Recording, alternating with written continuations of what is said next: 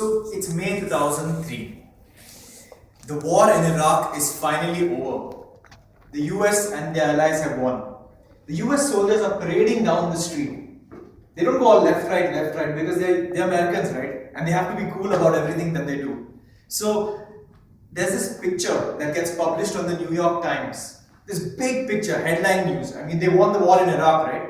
So there's this big picture with these Americans parading down the streets, and at the backdrop, there are these local Iraqi soldiers with this gesture.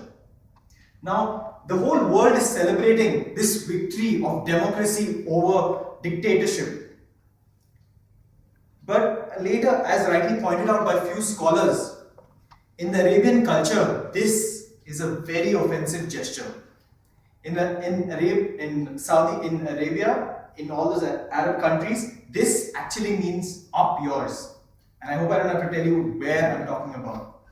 So these gestures are really funny. Like a gesture like this in one part of the world could mean something completely different in another part of the world. For example, what do you think this gesture means? Stop. Okay, stop for most of you. So this seemingly innocent gesture for me, when I do this, it's like talk to the hand. But this gesture is extremely offensive in Greek, and it's called the mutza. Now the mutza literally means, and pardon me for this, crap on your face. So if you really want to get a Greek insulted, you can go all the double mutza on him, and he'll be pissed. So the next time you're kicked out of this pub disc in Athens, and you're contemplating why you were kicked out, just recollect the dance steps that you had in the disc. And if there was something like this, you now know. I mean, you probably now know why you were kicked out, right? So now you know.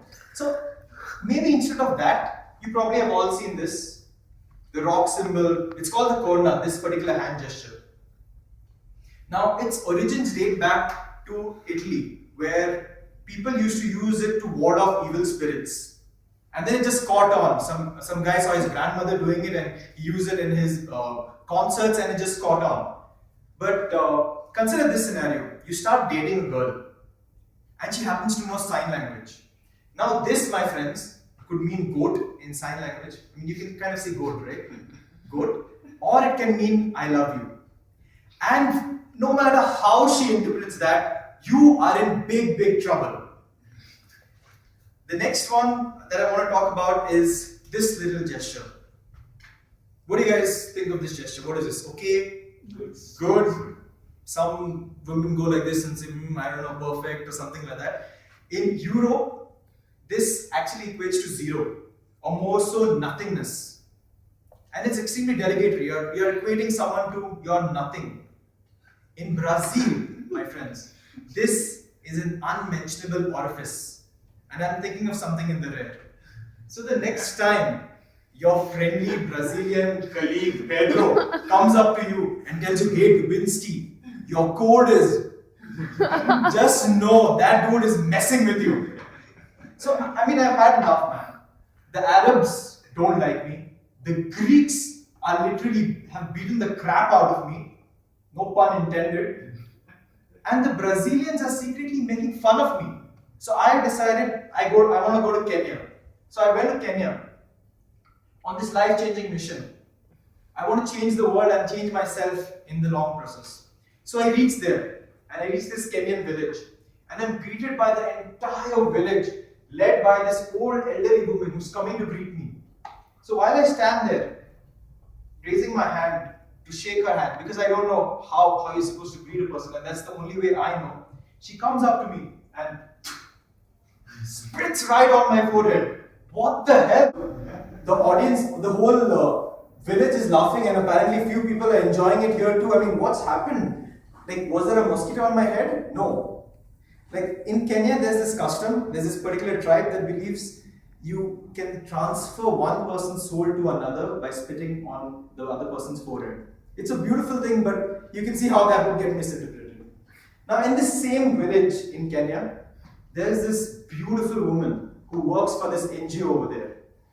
And she happens to be Maria Sharapova's second cousin, stepsister's neighbor's daughter's musical teacher. And she's fabulous, she's beautiful, she's everything you ever wanted. She has these sparkling eyes and you want to make it up to her. You want to make sure that she stays with you for the rest of your life. So what do? You go all out, right? All of you have done it at some point of time. You go in this exotic forest and you pick 2,222 exotic flowers and you give it to her. Because you want her to be yours forever. So you go in front of the entire village when they have this big cultural gathering. It's like their town hall, the equivalent of a town hall there. So they have this big gathering and you go out and you give her all these flowers and you profess your love to her. But what's this? She's mad. She gets angry. She slaps you right across the face and breaks up with you right there and then in front of the entire village. What did you do wrong? Little did you know that in Russia you only gift even number of flowers at a funeral.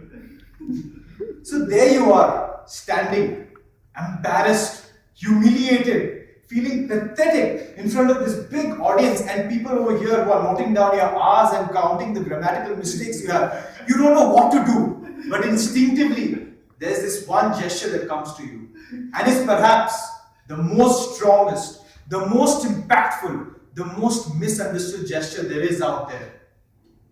The Indian head bob. Thank you.